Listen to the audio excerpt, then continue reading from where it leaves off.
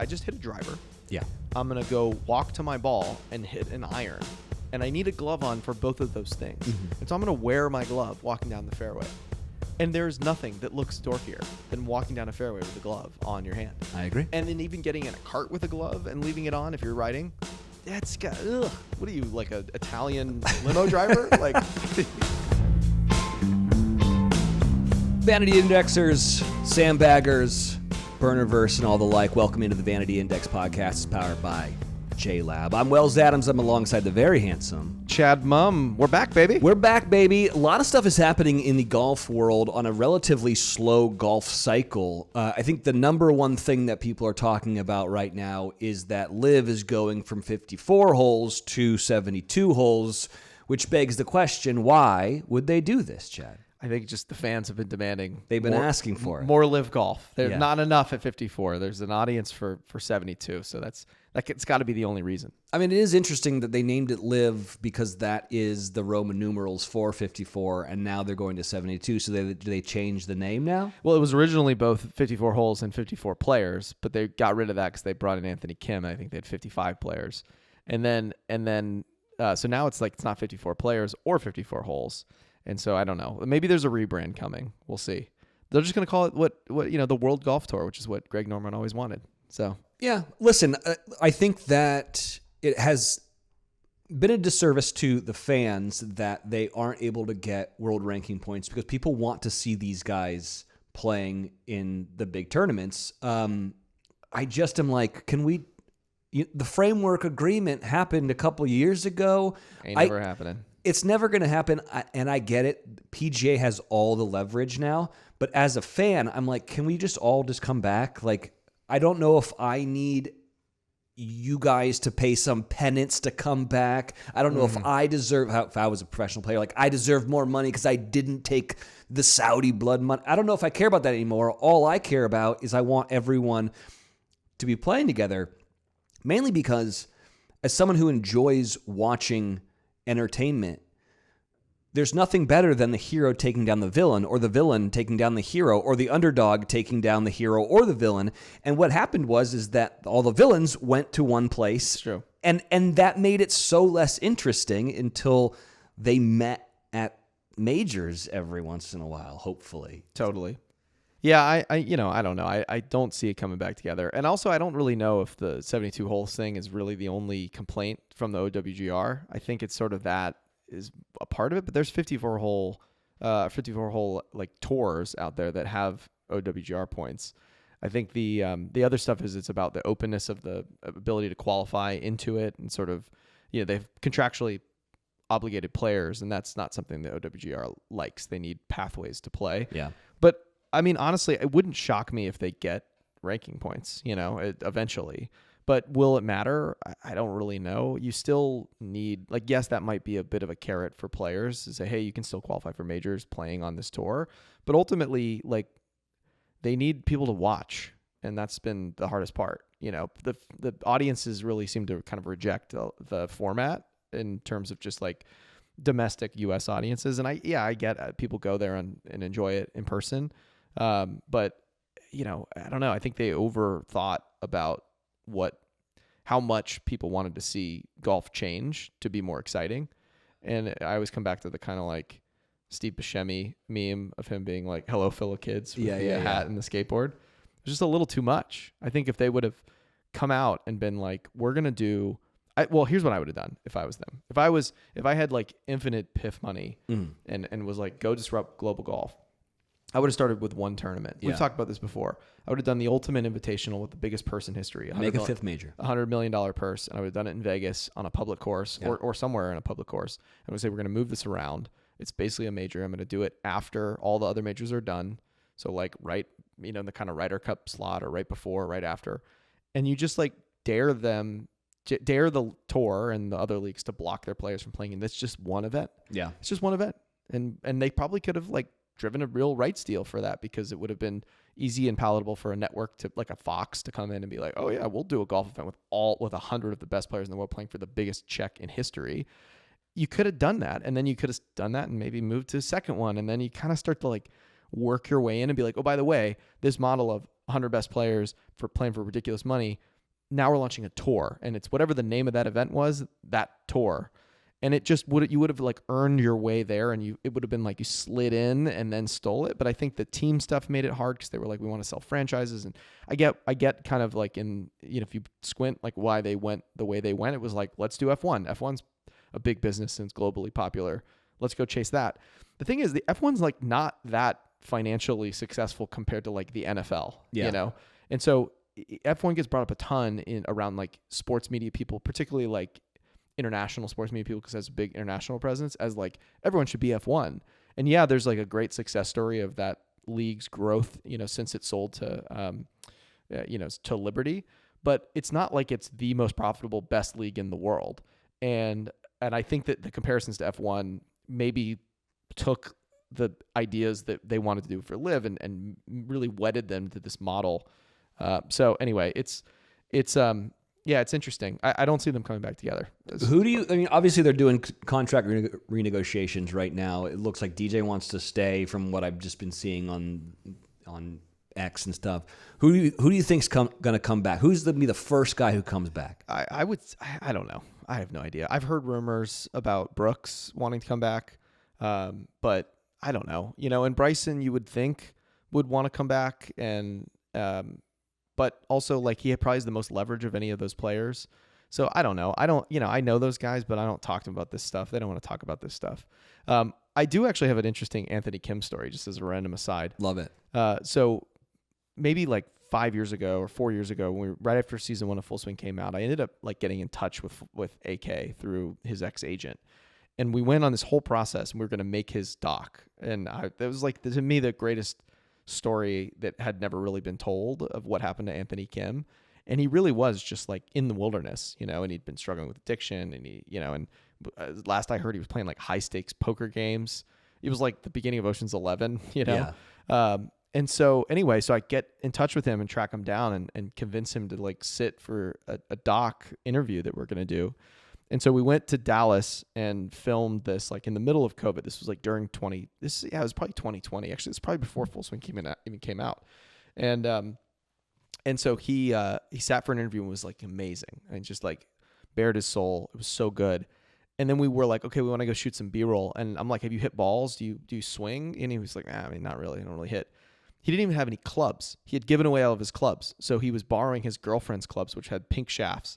And he just like, all right, we're going to have you hit some balls, like whatever. And he's got, long hair and tattoos, and he's in like a cutoff shirt. And so we go out to the driving range that we had picked clean, and we're, it's magic hour. We actually had a smoke machine. So there was like fog. It looked sick. And so he's just, hitting 8 irons with pink shafts, and it's a girls club. So they're short, but he's also still choking up because it's Anthony Kim. And he hits maybe like 35 shots with an 8 iron. And we're all, I'm in the camera, we're swooping around, looking in Video Village, and don't even notice. But at the end of it, I look up, and all 30 balls are in this, like, you could have put a blanket over them. Really? At like 160, 165. It was insane. These guys don't lose it. It's crazy. There's no pressure. Just like he hadn't picked up a golf club or swung it in like 2 years, just flushing flighted 8 irons. It was really cool. And unfortunately, like the doc never came out because he went to LIV, and they were like, we're going to tell your story. And so it never came out. And it's a bummer because I think honestly, he, it's sad to see him kind of like getting relegated from the league, and he's trying to find his way back. And now he's stuck playing all over the world. And I think his story, and at least my experience hanging out with him, like he deserves to have it told the right way. And it bums me out that it got kind of folded into LIV. I get why he went, and he didn't, as far as I understand, he didn't get a big check to go. It was more like, hey, you eat what you kill. If you come out of the league, you play well, you can make some money. But it bums me out. That's really one of the ones that got away. Speaking of LIV, last thing, I saw that Gil Handsome Hance, part of the Burnerverse here, said a little Roman numeral action for the card today, and then filled out his entire card using Roman numerals, which I thought was very funny. But then it got me into the thought of like card curation is a very, very interesting art form. Yes. That you, by the way, are really good at. And I am. I think there are 2 types of people. There are people who are good at keeping score, and then there are people who are bad at keeping score. You are very good. You are very is it fastidious? What's the word that's like you're very organized? This is a means to an end, Wells. I've never been the bookkeeper ever. Yeah. I hate numbers. I hate like taking notes. I'm the last person you'd ever expect to be the kind of go-to scorekeeper, but I will be the first person if we're playing golf to raise my hand and say I'm keeping score. Yeah. And you know why that is? Why? Gambling. Yes, I know. I don't gamble. Like, I don't know. I don't even understand how to read like a score line. It's embarrassing to say this, but if you were like, hey, what are you going to wager on this football game on Sunday? I wouldn't know what like negative 125 means. I don't know what an over-under is. Like, I don't understand that at all. And I've like blocked it out of my head. Like, I'll never understand. Someone tried to explain it to me once.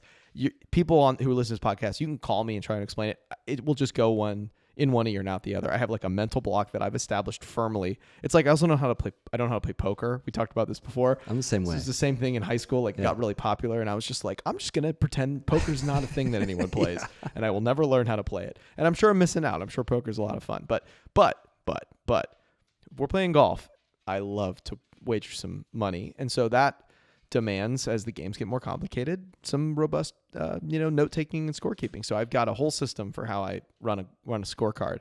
And so I want to go back really quick to the previous one from our good friend Gil Handsome Hans. First off, I think this is kind of a little joke based on the LIV thing going to Roman numerals, but I will say that is a gorgeous scorecard. That's luxury to me. Understated, very simple, nice. Clean. Yeah. It looks really good. And I really don't hate this for a way to keep score. It's just aesthetically on point. My only knock is it's clearly he's on a cart. So like, what are you doing, bro? Like, get yourself a scorecard holder and go walk the golf course. But yeah, other than that, big aesthetic here. So if we go to the other one we have, which in his response to this, I retweeted Mr. Handsome Hans here, and our good friend Jamie Kennedy from Golf Digest showed up, and he said Hideki still has the GOAT scorecard form. And so then this, I'd never seen this before, but the way that Hideki, I mean, look at this. It's like dashes for pars, circles for birdies. What is a triangle? Bogey? Triangles are bogeys. Okay. And then someone made a double that he was scorekeeping. Also, by the way, the handwriting is immaculate. Yes. And there's a triangle with like a little kanji character, which I'm assuming is 2 or something. I can't read Japanese, but that is elite. So here's what I do. Like so just say we're playing my standard game, which is Wolf Hammer, or just not even that. We're just playing like a 2v2 hammer game. Okay. So what I'll do is I will get everyone's handicaps and I will put their names on the side. My name's always at the top. Mm-hmm. And then I will put everyone's handicap next to it. And then the way I used to do like a little circle for when people were getting pops. Yeah. When it was, stroke holes for them. But now I do like a diagonal line through the box. Okay. And so it actually ends up looking really pretty because you've got like these diagonal lines and they actually line up really nicely when there's, you kind of assemble the card. So where does net go and where does gross go? So gross is the top left. Okay. And net is the bottom right. Okay. In the sort of split in that bottom right triangle. Okay. And then I'll create a separate line on the bottom for the bets. Mm-hmm. And so it'll be everyone's names again. So I try to keep the scores in one section and then the wagering in a separate section. So if I have to add out, I actually have a little like ruler thing in my bag sometimes, which I can get out. So you can get another line in? So I can draw some more lines if I need them. Yeah. Because if you get, if it's 5-man wolf game, you've got 5, that's 10 lines that you're going to need to fill. Anyway, and then I'll do the wagering on the bottom, and I'll do it basically based on, I won't ever do the dollar amount, because this is what we talked about, Pine Valley, you can't talk about it's all units. So I'll assume what we're playing is for certain units, and then I'll write the dollar amount per unit at the top left of the scorecard, and then I'll do the unit scores at the bottom. And so whenever I get done, it's really clean and really simple because I can tell everyone what they shot, and then I can immediately move down in real time and be like, okay, here's where everyone's at in terms of units. Then we obviously do the math, and then the payouts happen. So if you do look at one of my scorecards after a round, it looks like there's a ton going on, but it is quite aesthetically beautiful. I was thinking about, we talk a lot about, the things that make you, the things that make you identify who a good golfer is. And the other day I was playing golf with someone who kept their glove on the entire hole.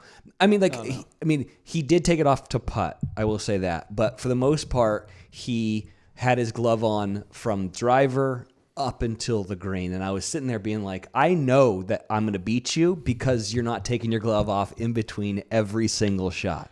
This is like such a tour sauce thing. Yeah. Also, what pocket do you put your glove in? Back right. Yeah, that's what I'm saying. If it's front anything, Oh, you're yeah. toast. And by the way, this is like one of those golf.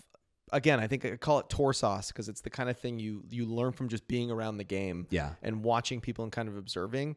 It's never a thing that anybody would ever explain to you. And so that's what we exist to do on this podcast, well, is to put out these little subtle things that are the signs of golfers that know what they're talking about. The vanity indexes of the world. It is like it would be very intuitive if you were new to the game to be like, I just hit a driver. Yeah. I'm going to go walk to my ball and hit an iron. And I need a glove on for both of those things. Mm-hmm. And so I'm going to wear my glove walking down the fairway. And there's nothing that looks dorkier than walking down a fairway with a glove on your hand. I agree. And then even getting in a cart with a glove and leaving it on if you're riding. That's got, what are you, like an Italian limo driver? Like, you need leather gloves to hold the cart? Yeah. So, yeah, no, it's you hit your shot, glove goes in the pocket, Mm-hmm. you walk to the next ball, you pull it out, glove goes back on, hit your shot, gloves goes back in the pocket. Here's a question. Do you chip with glove? Okay, so I was going to get to this part. Okay. Yeah. Well, sorry. I didn't read your rundown. You've taken over my entire bit. So, obviously, you can never putt with the glove on. Unless you're Jack Nicklaus. Still, I know. it's no thank you. It feels like that was such a weird like 70s thing too. Yeah. And it just stopped. Like everyone on tour never putts with a glove on anymore. You need to get some feel. Yeah. Okay, keep going.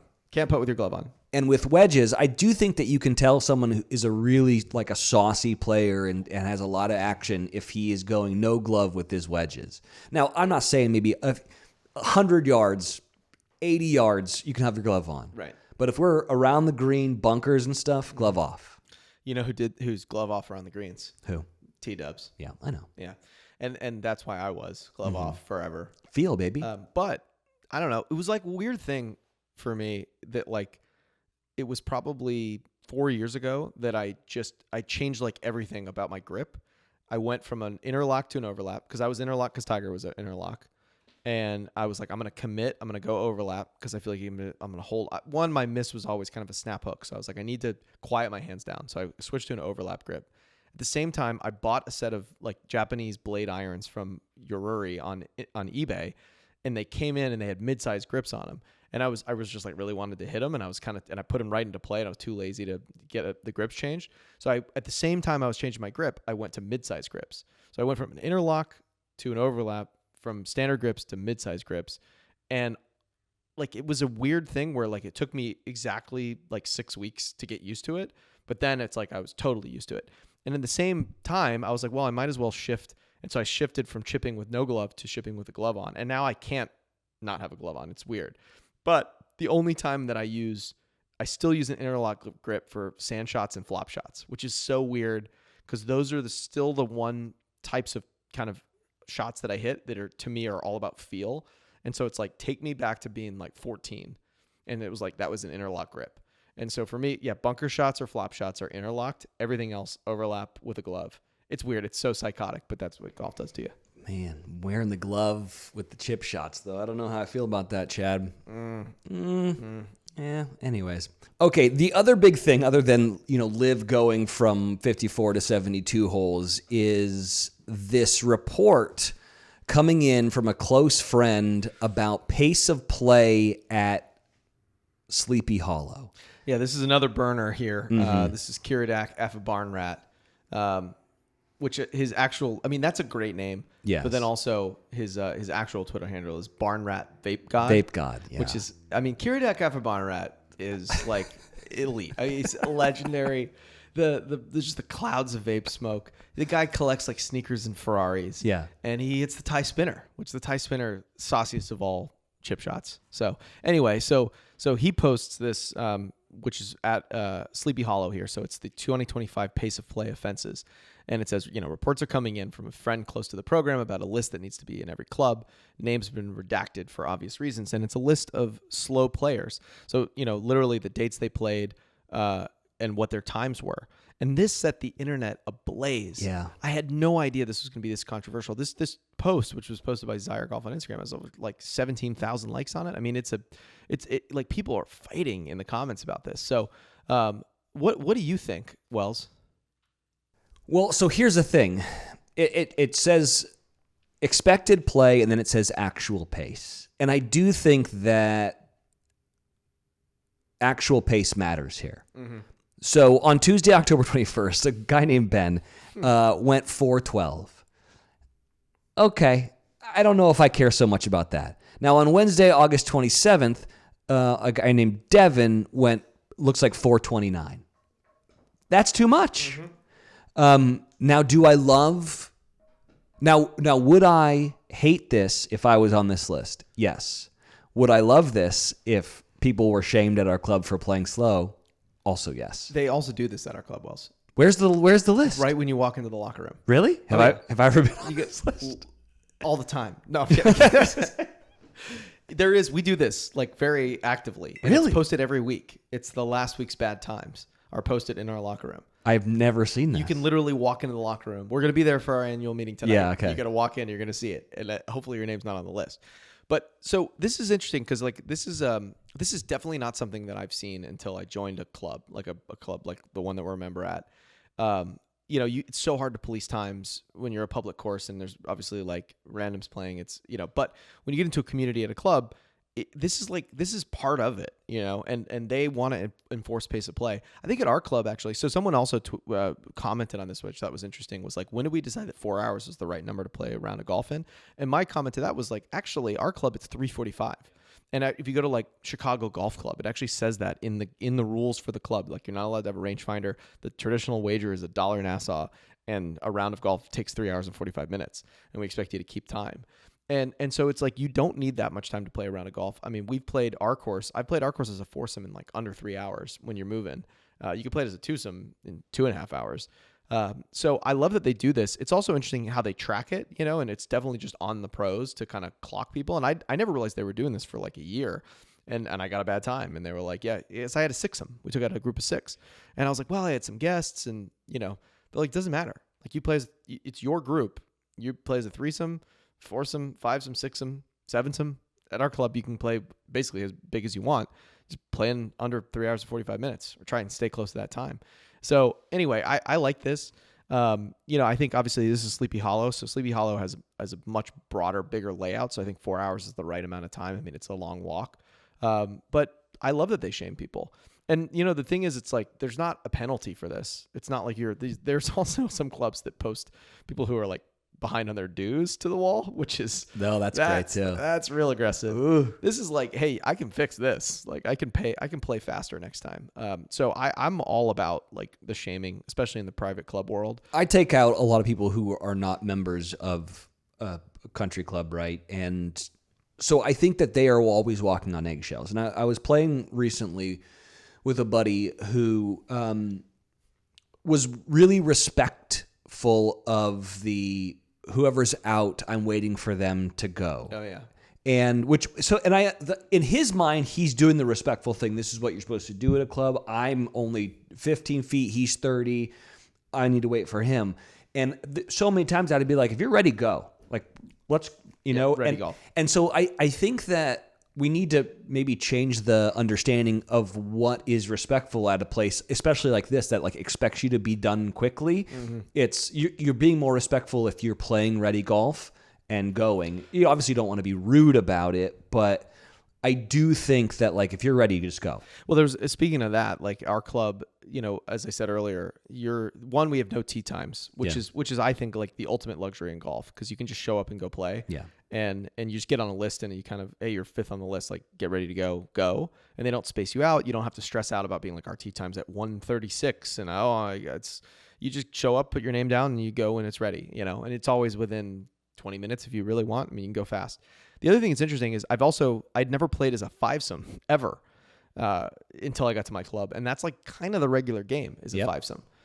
More often than not, we're probably playing 5 than 4 because it's a camaraderie thing and people will be a single or, you just got 2, we got 3, come on, and go as 5. But we go as 6, we go as 7 and play. The other thing that never happened before for me is a lot of our course is really great for walking, and a lot of the greens and tee boxes are right next to each other. And Very old sometimes school. they're even connected, like the tee box is right there. The other thing I've never noticed before is as soon as someone puts out, they're going over to the next tee and hitting their tee shot. Yep. And I remember playing it as a guest for the first time, and we got to like, I think the third hole or fourth hole, and I'm still putting out, and I hear boom, driver. And I'm like, oh, they're already going. Like, they're not waiting for me to finish putting out. They're like literally walk off the green, hole out, walk off the green, tee in the ground, look over to see if you're not over your putt. Okay, you're not. You're still laying it up. Boom, driver. And that like that'll save 15 minutes Totally over the course of a round, if not more. And I think that is also kind of a thing that helps with walking, because if you were going to a cart, you go back to your cart, you get your driver, you got to drive the cart up. It's like a whole bunch of other stuff. But when you're just walking, and especially when you have caddies, it's like, yeah, like you take my putter, I'm going to take my driver, I'm going to go hit my ball, and then, when everybody else shows up, we're off and going. Yeah. A good caddy, honestly, will at the green put your driver, lean it up against the tee marker, and then hand you your putter. And then once you make your putter, it's conceded to you, then you just walk straight over there and it's ready to go, bang, then go. How do you feel about the driver TP? Like on the tee marker? No, the TP that they do sometimes. Have you seen that? Oh, yeah, where they put all three of them together. Yeah, or and four, and it makes they're balanced like perfectly on the grips. It's like, I mean, I think it's interesting, I guess, but I much prefer it to just be leaning on the I'd rather just have marker. them leaning on the tee marker. Yeah. So one time we were playing, Because if you pull one off, it falls, and then all of a sudden it could. Yeah, it's like, oh, thanks Clangle. for setting up this like modern art for us. But one time I had a really drunk caddy once. Yeah. And he was trying to do it. And he kept dropping them. Yeah, in the middle of people putting. And we were like, hey guys, just leave it on the ground. It's fine. Like, don't worry. And he was like, oh, I got to get it. I'm like, you're not going to get it. Like, don't worry. It's fine. But yeah, the driver TP, that's a real mark of a club. Yeah.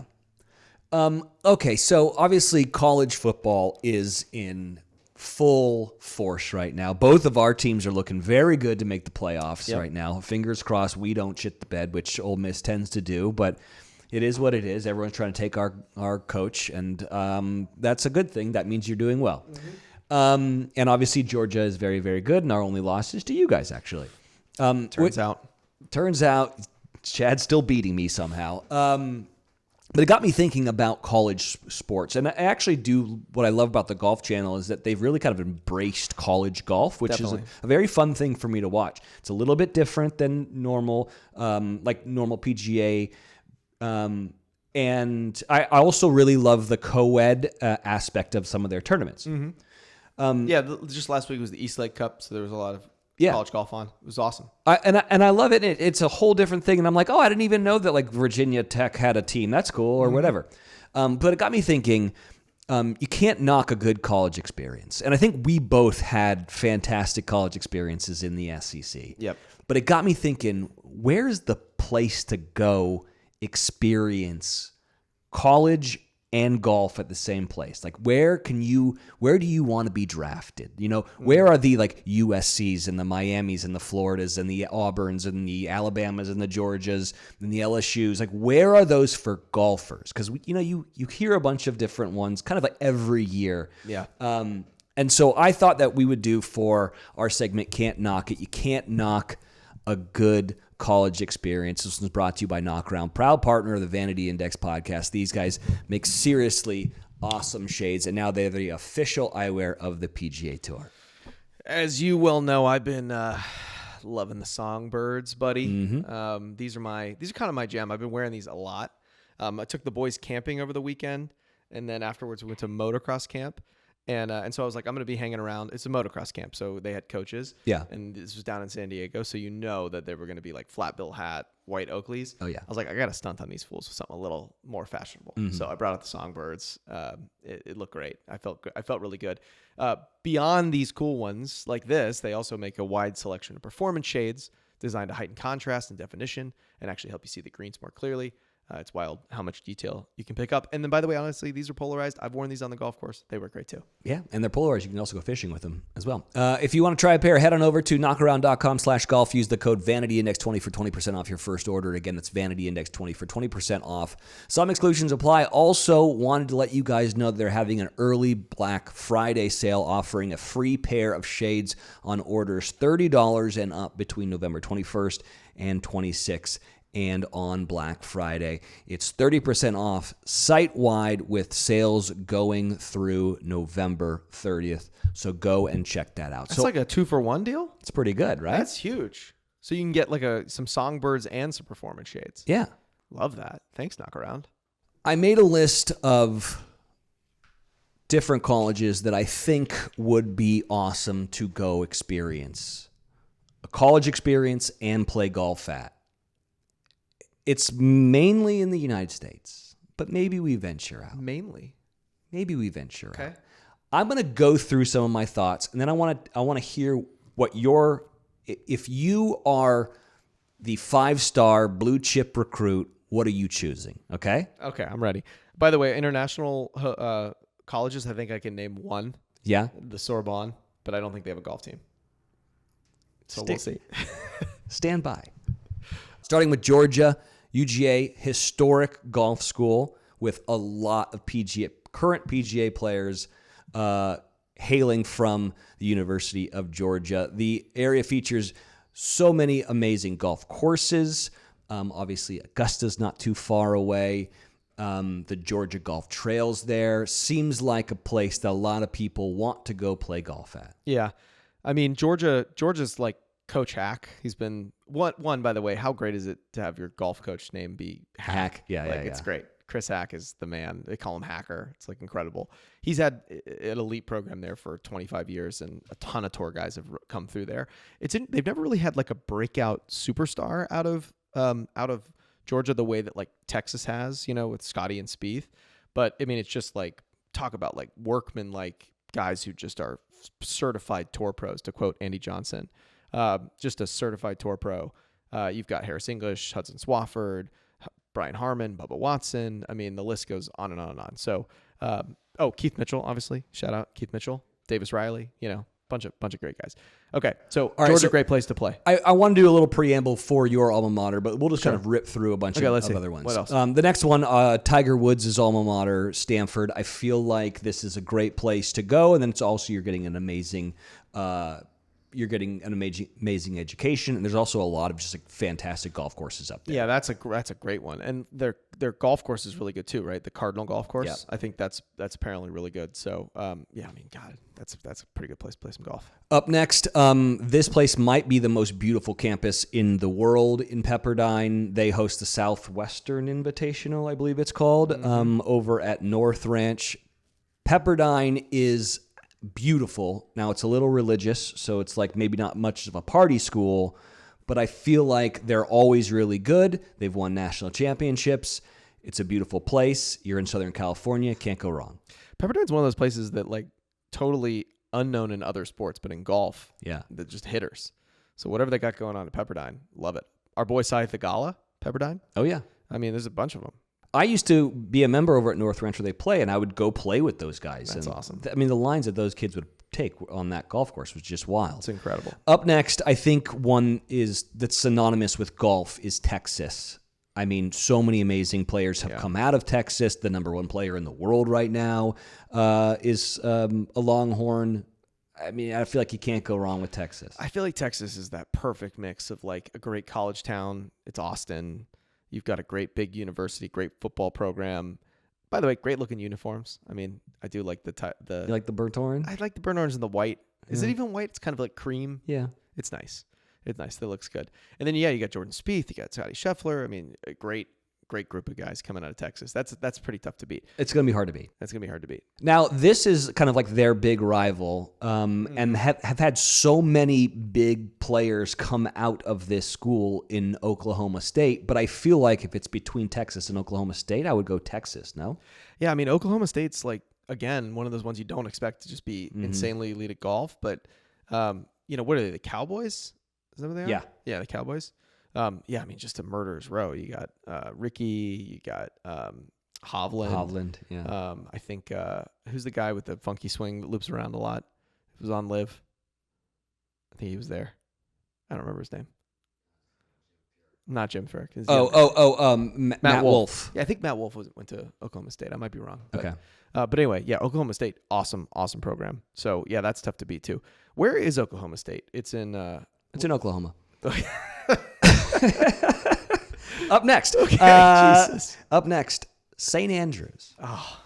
Now, this is my one where I'm going abroad. Okay. Because when I went to St. Andrews, I was like, there's a school here, and all these kids get to play all these golf courses. But then they also have a tournament out there where they invite some of the best American teams over there. And I'm always like, how cool would it be to get a golf scholarship to St. Andrews? The absolute coolest. Right? Yeah, that'd be the best. And then like it's again, St. Andrews, the greatest golf town I think in the world, because you've got the home of golf. It's a college town. It's also a beach town in a weird way. Totally. It's the greatest mix of like interests and cool people, and it's got a youthful energy to it. That would be real tough to beat. My biggest regret, I think, is I graduated from college and I was very eager to just enter the workforce. And I really wish I would have done like a gap year. Yeah. And I wish I would have like gone to St. Andrews and just caddied and bummed around. I wish I had just done. I called my father after going to St. Andrews, and I was like, I'm really angry at you for not telling me to go study abroad at St. Andrews. One semester, I can play as much golf as I want, take 3 courses like jogging, underwater basket weaving, and hooking up with British chicks, tenants at the Dunvegan, that. What an amazing 3 months that would be. So St. Andrews is on my list. Up next, this is kind of interesting. I don't know. They've obviously won national championships. They've got some big players that have come out of this place. Augusta State University, known for I think their golf course architecture. So if you are So if you are a player and you can also take these courses, if you don't make it in the pros, you can kind of use this as a backup. Yeah. I think that's kind of interesting. Yeah, Patrick Reed. Augusta State, totally a little bit like Pepperdine, Yeah. a random one on this list. I think when they won 2010, 2011, that would have been like Patrick Reed, right? Yeah, but he got kicked out of there, right? He got kicked out of Georgia. Or he left Georgia. Yeah. I don't know if he was kicked out, but he left Georgia on ignominious terms and ended up at Augusta State. And then they started rocking fools. They showed up with some anger. Yeah. Augusta is a really great place to play golf, actually. I would say Augusta over Athens, Georgia, in terms of places to play golf. And putting aside Augusta National, you've got Augusta Country Club, which is great. Augusta Country Club, super old club, by the way, like very old, way older than Augusta National, but a really fun, very fair, playable, walkable golf course. Then you get to like Aiken. You have the Champions Retreat, which is beautiful, a little newer, but really beautiful, really hard. Then you get out to like Aiken. You've got Tree Farm. You've got Old Barnwell, which we played and loved. The old club in Aiken, Palmetto, sick. Absolutely sick. I think Palmetto Club's like 1890s. I mean, it's old. Still to this day, the fastest greens I've ever putted on. Really? We're at Palmetto. We played the week of the Masters. They were like, it looked like the greens at Augusta. It was like that perfect bent grass. Awesome, like azaleas in bloom. Really cool old clubhouse, by the way, in a pro shop where it's like you can just see the old spike marks on the wood floors. I mean, it's awesome. Palmetto rules. And then this new place, 21 Club, which is going to Augusta as well, which is like the Lost Mackenzie. So, I mean, hard to beat Augusta State, Yeah. If you want to play some golf, that would be a place to go play golf at. Yeah. Up next, you got some big names coming out of here, like John Rahm, Phil Mickelson, Arizona State University, where they put penicillin in the water there. It's always a joke that I told Andrew Santino because there's such a high STD rate at Arizona State University. Oh, it's an STD joke. I kind of thought that's where you were going. Did Santino go to ASU? Yeah. Tempe, baby. That explains a lot. Yeah. Actually. What's funny is that Santino and I, the other day, we had an argument on whose school was easier to get into because I think Ole Miss has a 98% acceptance rate. And he was like, there's no way that it's harder to get into than my school. And then we looked it up and we were both at 98. Basically 100%. It's just send a letter. They're like, here's your dorm. Come on. It's amazing. That's hilarious. But Arizona State, huge golf school. Yeah, great golf school. I mean, that was the coach forever, Steve Loy. That was like his program. I don't love desert golf. And then, so, I don't know. I like, that's cool though. I mean, you'd have a lot of fun. Yeah. ASU is a party. So up next, we have the Harvard of the South. Great town, by the way. Town that I lived in for 12 years. Vanderbilt, they invested $12 million in a new golf facility. They are very, very good. Always, they've got some big names that have come out of there. Snedeker is one of them. I do feel like this is a good place, and if things go wrong, similar to like Stanford, you can probably fall back on like a real cushy job afterwards. Yeah, Vanderbilt's awesome. And that was the one school that I wanted to go to other than Georgia. Really? And I got a, academic scholarship to Georgia. Not because I'm smart, but because it was like the Hope Scholarship. So it was like everyone got it if you had like an AB average. Anyway, Vanderbilt's awesome. I don't know where they play their golf, but the golf around Nashville is a thing I feel like they could use another couple great golf courses. There's not like an old classic course there, is there? Old Hickory? Bellmead, Old Hickory. Yeah. Those are two old ones. Oh, I know that Bellmead is like real old school. That's like the old school country club. Yeah. Yeah, that's cool. I know they're building some new stuff out there too. There's like a Justin Timberlake over out in Franklin and stuff is huge. Exactly where JT is. That'd be a great place to be. A great place to be. The last one, I kind of just wanted to have 10 on here is UVA, Virginia. I think one of the coolest schools in the country just to go to just in general. Yeah, you've been there? Yes. And Beautiful, hard to get into. Same with Vanderbilt. If you leave there with a degree from UVA, you're going to be just fine. Totally. But they're currently ranked number 1 by the Golf Coaches Association of America. So they're a very good golf team as well. And I just wanted to throw them in there as well. So these are the 10 that I came up with. Okay. Did I miss anything? I mean, maybe UNC, Chapel Hill. That'd be one. Florida, Duke, maybe. I mean, here's my call out for Florida. Yeah, you get the chairman. Chairman was a Florida guy. So how'd you like to have? And you're wearing his jacket right now. Hey, how'd you like to have the chairman around? That'd be nice. Be sick. Yeah, I guarantee you that most college golfers don't get to meet the chairman. But I guarantee the UF guys do. Yeah, probably. And you think they probably get hosted. Are you annoyed that I didn't do a Pacific Northwest school like Oregon? I mean, the Pac Northwest school, like Oregon, Washington State, they've had some good players. Yeah. I think Oregon State also pretty good. Yeah. I think, I mean, WSU.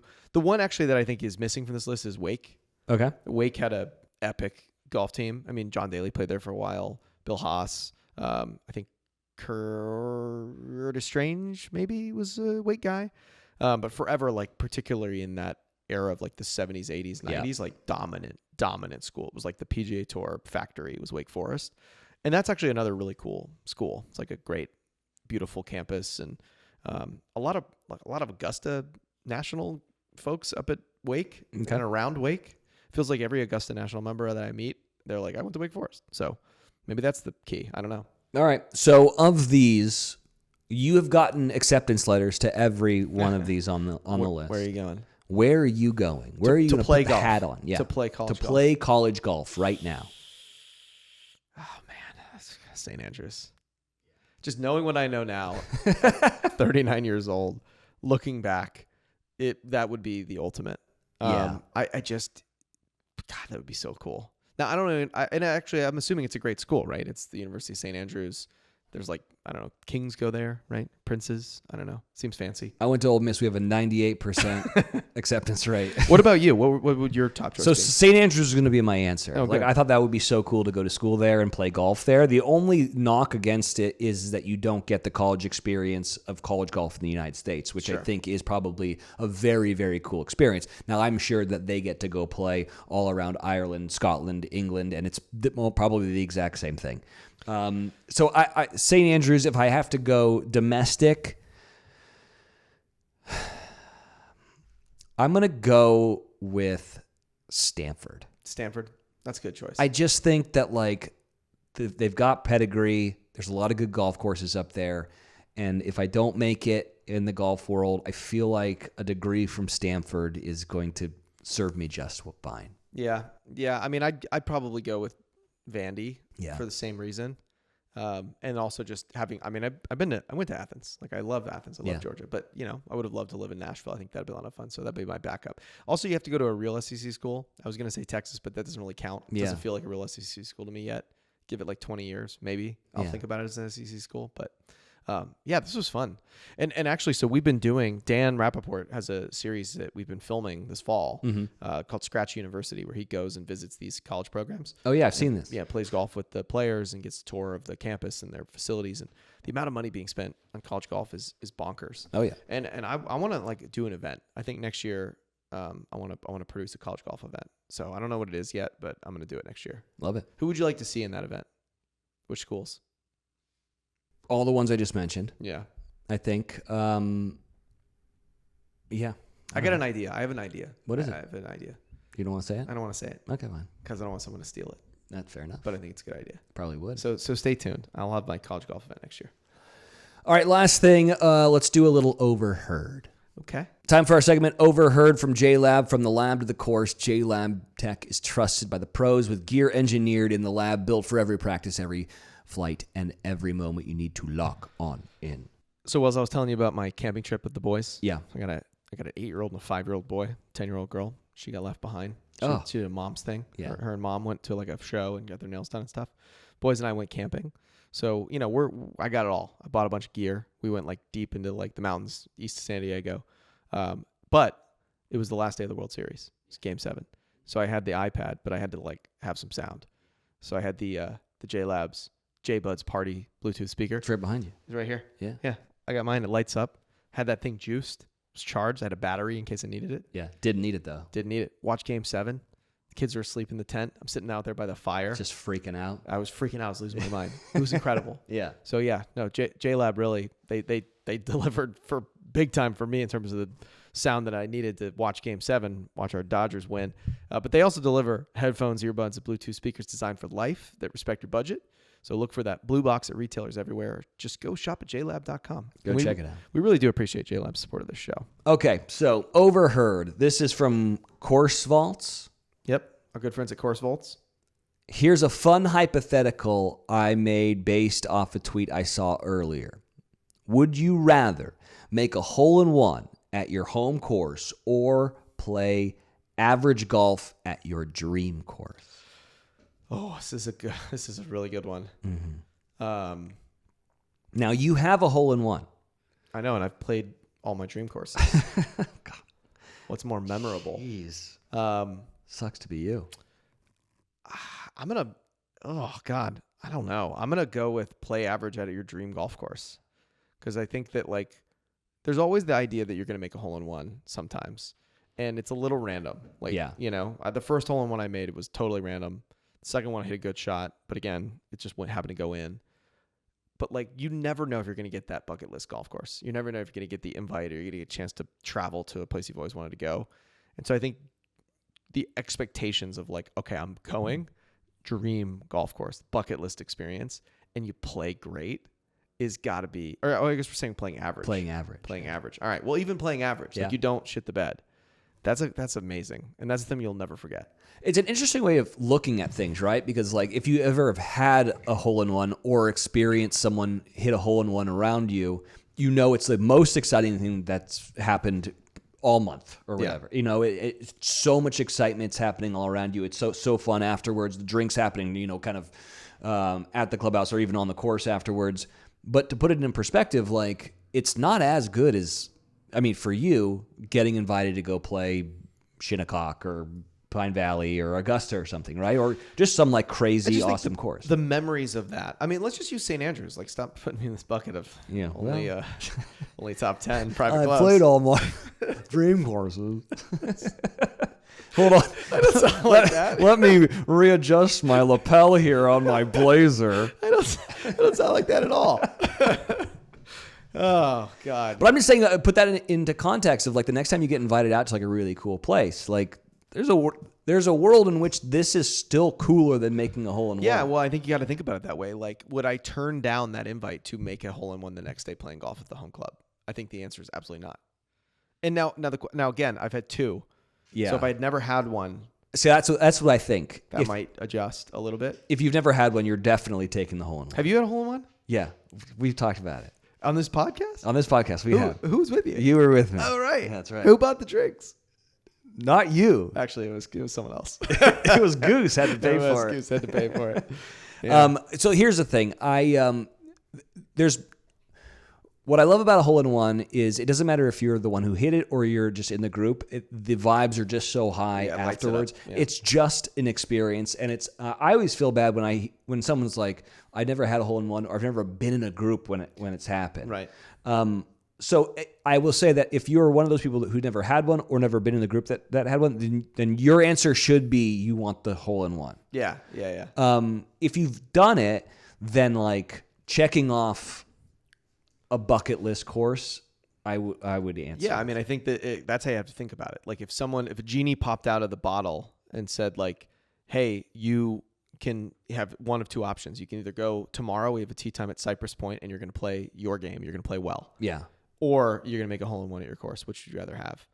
You know, I don't know. I'd probably take going to Cypress. Yeah. I have a random hole-in-one story that this just reminded me of because talking about like the energy of a group. So my brother-in-law was in town. We went to the Georgia game. This was the Rose Bowl game when they played Oklahoma, like, I don't know, 8 years ago or something like that. Okay. But we went out and played the day before probably at Rustic Canyon, which is such an awesome golf course. Again, like I think the best public course, you know, under $100 on the West Coast. Yeah. And the eighth hole there is like a short par 3 that's kind of like a little funnel bowl. And so it was crowded because it was a holiday. And so we got backed up. And so our little foursome was behind another foursome of a bunch of college age guys. And they were teeing off. And we were literally like waiting on the tee for them to tee off. It was super backed up. And the guys were great. They were like trying to make small talk. And they're like, hey, one of us makes an ace. We'll all go to Vegas. Yeah. And the first guy, we're like, yeah, that'd be great. You know, we got the football game tomorrow, but you know, you guys have a blast. The first guy steps up, fucking jars it. Really? Hole-in-one. First ever hole-in-one. First swing in the group of the foursome. Literally right after they said, if we make an ace, we're going to Vegas. It was the most electric atmosphere. And they were celebrating, and by the time we finished the round, we caught up with them in the parking lot, and they were like, "Yeah, hotel's booked. Yeah, we're going. Really? Yeah, we're driving. Like they're literally like, we're gonna drive straight from here. We're gonna go to the like 7-Eleven, buy a bunch of like Red Bulls, and we're driving to Vegas. Let it ride, baby. Booked. I love it. I was like, that's so awesome. You know, when we have guests on the show, we do rapid fire questions. And I don't know if we've ever done rapid fire questions with you, Chad. And I thought maybe we could end the episode today with rapid fire questions for you. Oh, wow. Yeah. And then the next episode, we'll do you. Yeah. All right. Rapid fire questions on VIP with the man, the myth, the legend, with great hair, Chadley Cooper. Number one, what is your handicap? Plus 1.4. Industry. Yeah. Industry scratch. Golf style, bold or classic? Classic. Morning round coffee or post round beer? How about morning round beer? I like that. Mm-hmm. Walk or ride? Walk. Biggest golf pet peeve? Slow play. No, being behind a group. Being held up. So anything involving slow play. So being behind a group. Yeah. And like being held up, waiting to hit. And then also being pushed by a group when everyone else is kind of oblivious. I just get real anxious about like letting them play through. Yeah, I'm the same way. Favorite course you've ever played? Cypress. Wow. I did not see that coming. One course you want to play but haven't played yet? Seminole. Get to the course early or straight out of the car to the first tee? Straight out of the car. Dream foursome, dead or alive? So my dad, who can no longer play golf anymore because his back is injured. My grandfather, who is still alive, 96 years old, who taught me everything about the game. And then my uncle, who still plays. So it's a foursome that's possible. Yeah. But, you know, it sucks my dad's not really swinging it anymore. And it's happened. Has it happened before? It's happened before. It's like every great memory I've ever playing golf was those guys. Is this the one where you guys all went to like Whistling Straits or something? Okay. Yeah, that's the trip that stands out in my mind. It was the first time I ever played like a really nice course. Yeah. It was with all like those guys, the storytelling, the hang. It was the best. A golf trip might never top that. All right. Current swing thought. Soapy boobs. Soapy boobs. No, current swing thought, dip. Get down after it. Yeah. Dip on the downswing. I imagine I know the answer to this one, but favorite golf movie? Happy Gilmore 2. Play it safe or go for it? Go for it. Change one rule, what would it be? I think I hate to say the divots in the fairway thing. Yeah. Actually, I'm going to say grounding your club in a bunker. Yeah. I've played a couple of clubs, like really nice clubs, where they just don't treat bunkers as hazards, so you're allowed to ground your club. And sometimes that means they don't rake them, which I think is cool. And I love being able to like take a practice swing in a bunker. So, and I get bunkers are supposed to be hazards, but to me, like you should be able to ground your club in a bunker. Okay. I like that actually. Best golf tip you've ever received? So this was Sean Foley. Okay. When we were making Full Swing Season 1, we were filming with some of his guys. So we were just talking, and we were talking golf. And he told me that the best swing thought is actually trying to get to no swing thought. And he taught me a little tip we talked about before, the 3-2-1 swing, the idea of kind of tricking your brain. Because if you're, your two right side, left side brain, and when you count backwards, kind of engages the sort of thinking part of your brain, so it distracts you. So then you can just make your natural motion. That one worked really well for me. That took me from like a 2 to a 0. Really? That swing thought. Favorite club in the bag? Say 9 wood. Say 9. Lob wedge. Least favorite club in the bag? Driver. Favorite adult beverage on the course? On the course, a beer. What makes you nervous in golf? First tees. We already know from this episode you've had a hole in one. You've actually had 2. What is your best score? 68. And give us one word to describe your game. Wagering. Yeah. Hammer. Hammer's the answer to that. Yeah. All right. Chad, thank you so much for coming on the Vanity Index podcast. Oh, my God. Powered by JLab. This has been a lovely conversation about golf, the burnerverse, sandbaggers, and Vanity Indexers out there. We'll see you next week.